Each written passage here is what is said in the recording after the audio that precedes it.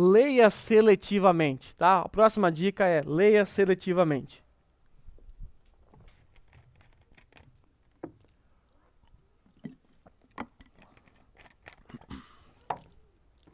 Quando eu era criança, meu pai trabalhava na General Motors do Brasil, a GM, e a GM tem um clube de pesca, né? Tem um clube, aliás, um clube, e nesse clube tem várias lagoas de pescas.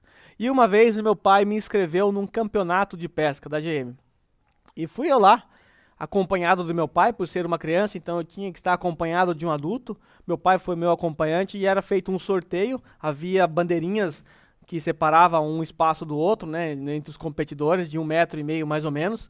Então era feito o sorteio e cada competidor, junto com o seu responsável, podia ser o pai, tio ou qualquer pessoa, ia para essas localidades pré-selecionadas. E fui eu lá com o meu pai, naquele dia, participar do campeonato de pesca da GM. Minha primeira experiência. E naquele dia nós só lavamos a minhoca. A minhoca saiu limpinha naquele dia, não pegamos nada, foi trágico, né? Foi horrível aquela experiência. Não sabia nem pôr minhoca no anzol, não sabia tirar o peixe da água. Foi uma experiência terrível. Nós não pescamos absolutamente nada naquele dia. O mais interessante é que quando a gente olhava para o vizinho do lado, 1 m de distância, tava pegando muito peixe. Do lado também, o da frente, todo mundo pegando peixe. E eu com meu pai, nada. No ano seguinte, meu pai me escreveu de novo, meu pai é bem persistente, né? Não desistiu. Me colocou de novo ali. E nessa ocasião eu convidei o meu vizinho para ser meu auxiliar. E meu vizinho é um cara da roça, pescador, gosta muito de pescar, passava os fins de semana sempre pescando. E eu levei. Ele chegou com um kit, com várias iscas, várias coisas ali. E ele ficava observando do lado os peixes que estavam vindo, tal, a altura da boia. Ele cheio das técnicas dele ali. Olha, naquele dia nós pegamos tanto peixe que eu fiquei em quarto lugar no campeonato, com mais de 150 competidores. E eu só não peguei uma posição melhor, porque eu não tinha experiência de fisgar peixe. Ele ficava muito bravo porque eu perdia peixe toda hora. Mas se eu tivesse a habilidade, nós certamente teríamos pego uma posição melhor. Mas o que, que aconteceu? Será que meu vizinho é pé quente e meu pai é pé frio? Será que é isso?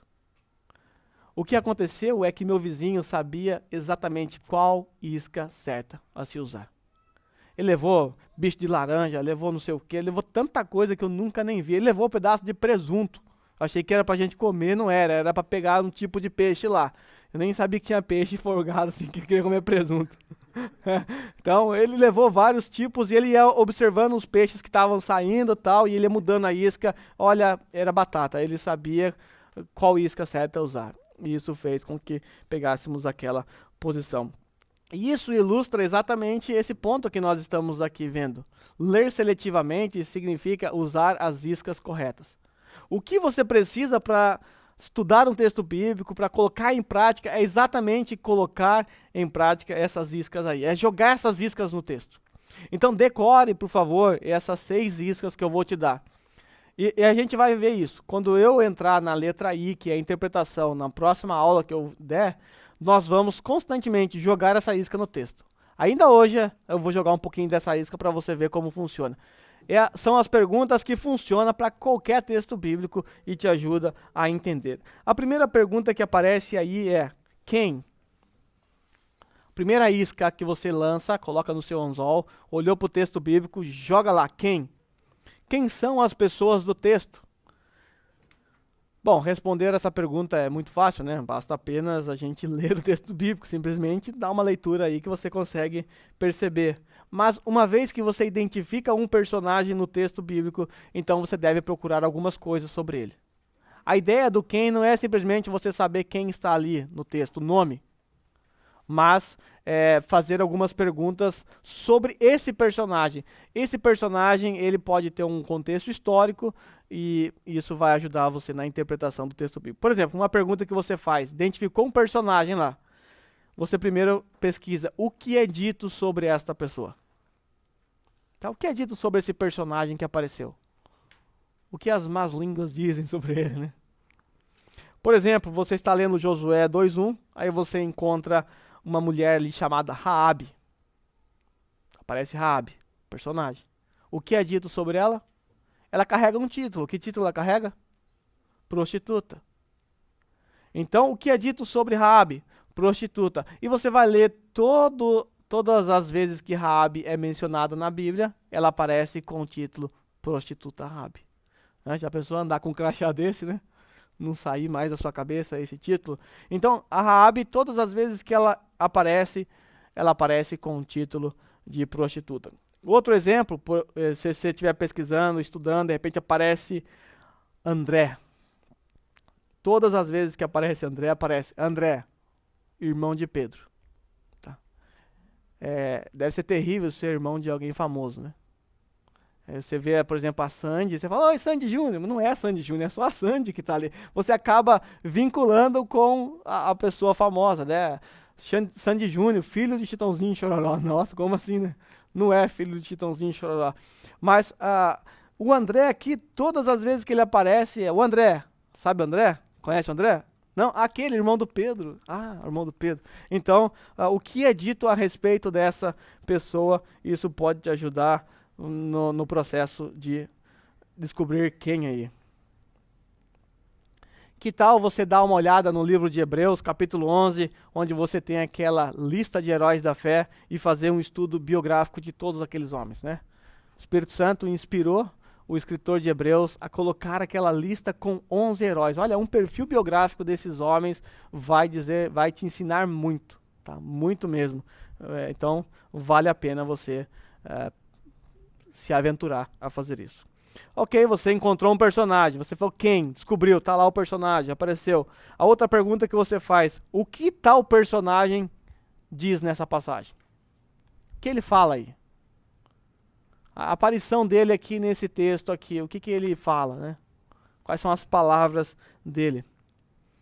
Lembra do diálogo de Jesus com Nicodemos? Se você não atentar para as palavras de Nicodemos ali, aquele João 3,16 simplesmente não faz sentido para você. Você não vai conseguir entender. Por quê? Você precisa olhar as palavras de Nicodemos naquele texto. O jovem rico, quando se aproxima de Jesus, o que o jovem rico diz? O que o jovem rico diz muito respeito ao que Jesus responde a ele. Então, a hora que você encontrar um personagem, pergunte, o que é dito a respeito desse personagem? E depois, nessa aparição, o que esse personagem falou? Tá? Os autores, quando eles colocaram os personagens, né, os autores bíblicos, quando eles colocaram os personagens falando, saiba, há um propósito. Né, João não estava escrevendo lá no capítulo 3, eu lembrei de uma história de um tal Nicodemos e vou colocar a história dele aqui, porque preciso vender livro e tal, então vou colocar essa história que eu acho bonitinha. Não, há propósito. E João, ele tinha um propósito específico ao escrever aquele livro, e essa história, as palavras de Nicodemos, se encaixam perfeitamente dentro dessa intenção dele. A outra isca que eu quero te dar é o quê? Está no texto bíblico, procura por quem, procura por personagens, depois o quê? O que está acontecendo nesse texto? Quais são os eventos? Tá? O que ele tem algumas variações. Em que ordem esses eventos ocorrem? O que está acontecendo aqui com os personagens? Quais são os argumentos usados? O que o autor quer me comunicar nessa passagem? E a outra pergunta, o que seria? O que está errado nessa passagem? O que há de errado nessa passagem? Procure pelo que há de errado nessa passagem, tá? Não, mas pode ter. Por exemplo, vou dar um exemplo para você aqui. Essa história que nós temos no Antigo Testamento. O rei Saul, ele sai para guerrear contra os amalequitas. Né? História bem famosa. Ele vai lá, Deus manda ele matar todo mundo, saquear dos despojos e tal, e ele pega e vai. Aí ele consegue capturar o rei dos amalequitas, não mata ele, leva ele embora, e aí ele chega para prestar o seu culto, né, ao Saul religioso. Ele chega para prestar o seu culto. O que há de errado com isso? A pergunta que você faz, o que há de errado nisso? O que há de errado nessa passagem? Olha, ele está oferecendo o seu culto, ele quer oferecer o seu culto. Diria alguns pastores hoje, o que vale é a intenção do coração, mas será? Aí nós olhamos aqui no versículo 15, Samuel, ele chega e coloca o dedo bem na ferida do problema. Samuel diz: por que, pois, não atentastes à voz do Senhor? Então, o que há de errado aqui? Aparentemente não parece nos errado isso. Alguém está querendo prestar culto ao Senhor, tá certo, ele obedeceu ali mais ou menos, parcialmente, mas Samuel chega e põe o dedo na ferida. Obediência parcial é desobediência. Importa é obedecer a Deus, antes do que sacrificar. Tá? Então houve uma desobediência. O que há de errado aqui? Você deve fazer essa pergunta no texto bíblico. Então o que vai te ajudar nisso aqui? A outra pergunta, a outra isca que você vai jogar é onde? Onde? Essa pergunta, ela nos oferece o local, onde a narrativa está acontecendo. Onde estão as pessoas nessa história, de onde estão vindo, para onde estão indo, onde está o escritor, onde estavam os leitores originais. Tá? Essa pergunta que vai te mostrar localidades. Se você ler João capítulo 4, nós encontramos a história da mulher samaritana. Onde eles estavam? Samaria. Mais especificamente, num poço. Então, todas essas informações vão te ajudar na sua interpretação sobre aquele poço. Ela fala, o poço que nós ganhamos do pai de Jacó. Então, você vai pesquisar, isso tem uma razão de estar ali. Tá? Samaria. Estavam em Samaria. Isso tem uma razão. Por que Samaria aparece ali no texto? Dá um choque na mente de um judeu ler um texto como esse. Jesus, o considerado Messias, indo a Samaria, e você pesquisa e descobre que os judeus e os samaritanos não se dão bem. No próprio texto diz isso. Se odiavam, não comiam no mesmo utensílio. Então, onde vai te ajudar muito a descobrir esse tipo de coisa. E eu indico que você compre um atlas bíblico. Tá? A geografia bíblica é um ponto morto na nossa sociedade hoje cristã. Tá? Tem gente que pensa que a história da Bíblia aconteceu no Brasil, tá? Então, Atlas é fascinante, ajuda muito você a conseguir. Tá estudando a história de Paulo, as viagens, abre um Atlas ali, comece a pesquisar ali as viagens como foram, tá? Olha um mapa atual, compare, é muito legal isso, tá? Uma outra isca que aparece aí, quando? Essa é uma pergunta que indica tempo. E a gente viu ela sendo respondida em Atos 1:8 também. Quando os eventos desse texto aconteceram? Quando aconteceram em relação a outros eventos? Quando isso aqui foi escrito? E se tratando de uma profecia cumprida, quando isso se cumpriu? Isso é muito importante. Por exemplo, quando a gente olha para Mateus capítulo 8 e capítulo 9, nós vamos perceber que o Senhor Jesus ele começa a curar um monte de gente. Expulsar demônios, realiza vários milagres. Aí, de repente, no final, lá no começo do capítulo 9, Mateus diz o seguinte: hoje se cumpriu o que foi dito pelo profeta Isaías. Certamente, ele tomou sobre si as nossas enfermidades. Ok? É uma observação parece simples, mas dá luz a um erro muito comum que as pessoas cometem hoje. Eu já fui de uma igreja em que se você ficasse doente, as pessoas chegavam para você e diziam assim, determina a sua cura. Bom, mas por quê? Porque Jesus levou na cruz a sua enfermidade. Certamente ele tomou sobre si as suas enfermidades. Está lá no texto de Isaías 53. Então determine, jogue o remédio fora, repreenda o médico. Eu aprendi esse tipo de coisa. Mas numa leitura simples, da qual você joga a isca, quando? Você lê Isaías 53. Uma profecia. Joga sua isca lá. Vai fisgar. Quando? Você encontrou no texto correlato o cumprimento dessa profecia. Hoje se cumpriu o que foi dito pelo profeta Isaías. Mateus não estava falando que o crente não pode ficar doente. Mateus estava dizendo que aquela profecia de Isaías, pelo menos nessa parte da profecia, dizia respeito ao ministério do Senhor Jesus aqui na terra. É como se ele estivesse dando uma pista para os judeus. Quando o seu Messias vier aqui, uma das pistas que vocês terão é que, além de ser descendente de Davi e tal, as outras pistas é que quando ele andar aqui, ele vai curar todas as pessoas. Então Mateus, ele viu Jesus curando as pessoas. Ele falou, olha, hoje se cumpriu o que foi dito pelo profeta Isaías. Lembra que o propósito de Mateus é provar que Jesus é o Messias? Então ele percebeu que naquele dia Jesus estava cumprindo uma profecia. Então, profecia cumprida. O texto de Isaías 53 não tem nada a ver com determinar a cura. Então, é simplesmente você jogar uma isquinha como essa. Quando? Tá? Um outro exemplo, né? Alguém abre para mim a Bíblia em Marcos 1:35. Vamos ver esse quando aí. Vamos jogar essa isca quando, para a gente ver o que a gente consegue capturar aí. Vamos ver se são bons pescadores.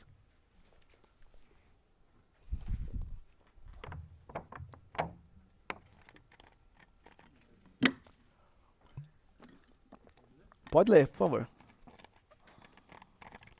Tendo se levantado, alta madrugada saiu, foi para um lugar deserto, e ali orava. Olha, o texto diz: tendo se levantado alta madrugada, saiu, foi para um lugar ali deserto e orava. Joga sua isca aí quando? Jogou? Me responda então, quando? Quando? Quando isso aqui aconteceu? Alta madrugada, né? Tá? Quando Jesus saiu para orar? Alta madrugada. Jogou essa isca quando? Certo? Fisgaram o peixe aí. Só que o quando, ele não só dá essa resposta a você. Quando Jesus saiu alta hora da madrugada, né? Tá. Quando que ele saiu para orar? Alta da madrugada. Bom, isso é uma informação que qualquer diferença disso. Mas se você jogar a isca um pouquinho mais fundo ali, e você vai voltar um pouquinho para trás, esse quando vai abranger o contexto. Qual é o contexto que antecede esse episódio? Foi o contexto mais conturbado dos dias de Jesus. Foi o dia mais abarrotado de Jesus. O dia anterior, o dia que antecede a esse episódio, foi o dia mais abarrotado do nosso Senhor Jesus. A Bíblia nos mostra 52 dias do nosso Senhor Jesus Cristo. Está registrado nas Escrituras, 52 dias dele. Esse aqui é o dia mais atarefado do nosso Senhor Jesus. Ele passou o dia curando, expulsando demônios, e pregando sermão, então ele estava muito cansado. Aí no dia seguinte, na madrugada, ele saiu para orar. Opa, isso já muda alguma coisa. Né? Isso já muda um pouco do que você está lendo no texto. Simplesmente ele saiu de madrugada para orar, mas ele não saiu numa madrugada qualquer. Ele saiu numa madrugada após o dia mais isogashi da vida dele. Ele teria, talvez, as desculpas que eu e você daria, né? Estava cansado, trabalhei para o pai ontem. Fiz bastante coisa, né? Estou muito cansado. Mas Jesus, ele priorizava a sua comunhão com o Pai. A ponto de no dia seguinte, após o dia mais cansado do seu ministério terreno, ele ia orar antes do sol nascer. Ou seja, se o Senhor Jesus, que é Deus, priorizava a sua comunhão com o Pai, a ponto de acordar naquela madrugada depois de estar muito cansado, imagine eu e você. Imagine eu e você. Esse tipo de observação, ou até mesmo de aplicação, só pode ser possível quando você joga a isca quando. A ideia não é simplesmente você detectar datas, mas detectar esse tipo de coisa. Quando? Olha o contexto. Quando ele subiu para orar? Alta madrugada. Mas qual madrugada? Que madrugada foi essa? O que aconteceu um dia antes? Isso vai certamente te dar mais profundidade. E a outra dica, a outra isca é o porquê. Tá? Essa é a isca que as crianças preferem mais, né? Pai, por que assim? Pai, por quê? Aí você responde, ele vem com outro porquê, e você responde e o porquê não acaba nunca. As crianças, no seu processo de aprendizado, elas usam constantemente essa isca. Talvez isso nos mostre alguma coisa. Se você está no processo de aprendizado, talvez seja a isca principal que você deve usar. E dentro desse porquê, há uma infinitude de perguntas que a gente pode fazer. Por que isso foi incluído aqui? Por que o autor escolheu esse texto para colocar exatamente nessa ordem? Por que esse personagem ele aparece aqui, depois ele desaparece? Por que isso aqui vem depois desse texto? Né? Por que isso aqui vem antes daquele texto? Por que essa pessoa que aparece aqui, ela falou isso? Ou por que esse personagem não diz absolutamente nada? Então o porquê é infinito. É a isca que você vai usar mais, tá? É a minhoca preferida dos peixes. É a isca que você vai conseguir pegar muitos peixes. Por que a parábola do filho pobre, pobre, filho pródigo, coitado, ele tá até pobre já, né? Por que a parábola do filho pródigo é encontrada só em Lucas? Por que o livro de Atos acaba sem uma conclusão? Por que ninguém terminou? Por que nenhum outro apóstolo terminou? Então são perguntas que você faz e depois você se propõe a responder. A questão por que ela é muito de muita ajuda na questão da interpretação. Tá? A interpretação é você responder constantemente essa questão. Por quê? Tá? E a última isca que aparece aí, para quê?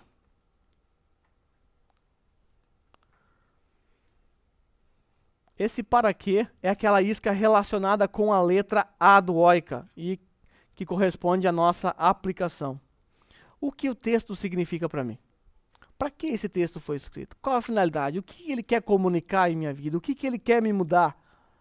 Que mensagem está saindo daqui? Para que essa mensagem está aqui? Há um propósito, ela quer te mudar. Como eu já disse, toda a escritura foi dada não para satisfazer a nossa curiosidade, mas para mudar a nossa vida. Então, o para quê é fundamental, tá? Você saber aplicar o texto a você. Vamos agora fazer um pequeno exercício rapidinho para a gente acordar.